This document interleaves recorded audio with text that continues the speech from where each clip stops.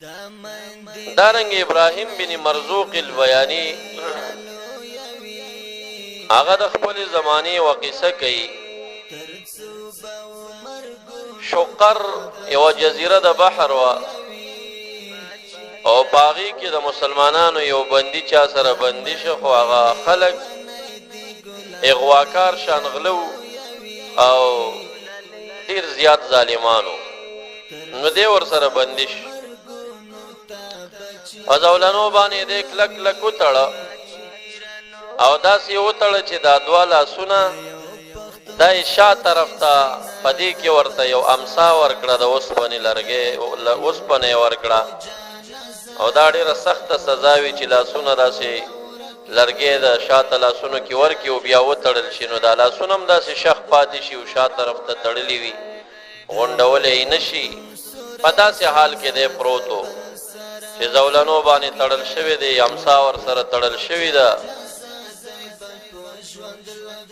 نو په دې حال کې دی پروت دی. نو دی وایي چې فکان یستغیث ویقول یا رسول الله. دی خو پوه شو چې ما خو دلته څوک خبر هم نه دي روان، بس دغه یو آواز کوي چې یا رسول الله یا رسول الله، دا آواز کوي چې زه په دې حال کې بندیم، ما د دې حال نه خلاص. په دې کې د دې غواکارو د دې غلو کم مشر چې و هغه راغی بدبخته سړی و بد عقیده، او ده ته وایي چې قل له ینقذک، تش یا رسول الله یا رسول الله چغې مه وه، داسې ووایه چې یا رسول الله خلاص مې که د دې کار نه. نو یا رسول الله وایي او ته ترې غواړې نه، داسې ووایه چې یا رسول الله خلاص مې که. چې شپه شوه ګوري چې یو شخص راغی، ښایسته انسان دی، هغه ورته ولاړ دی او ده ته وایي اذن، پاسېږه اذان وکړه. نو دی ورته وایي ما ترى ما انا فیه، ته نه ګورې دا زه په څه حال باندې یم، څومره شپې ورځې کېږي په دغه شکل تړل شوی ما، زه د اذان کولو یم. ما ته یې وي چې فاذن، پاسه اذان وکړه. خو ډېر په کلکه یې راته وایي چې اذان شروع کوي، چې ما اذان شروع کړه او چې کله د اشهد ان محمد رسول الله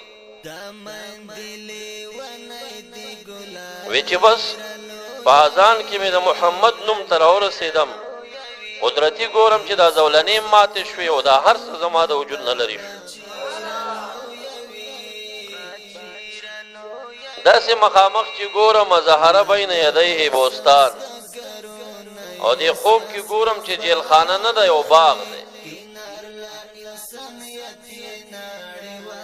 نو ما ته دې سړي وي چې راځه داسې دې باغ کې، نو زه ورپسې روان شومه.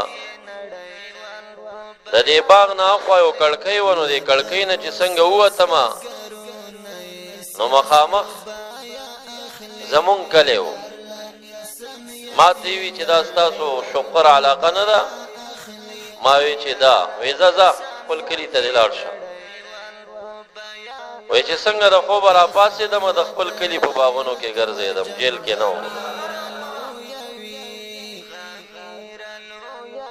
دا خبره بیا د خلکو ته کړې وه او دی دومره معروفه شو چې ډېر خلک د وخت ګورنر او دا به ورته راتلل او ده ته به یې وي چې تا هغه قصه مونږ ته وکړه، دا څنګه قصه شوې.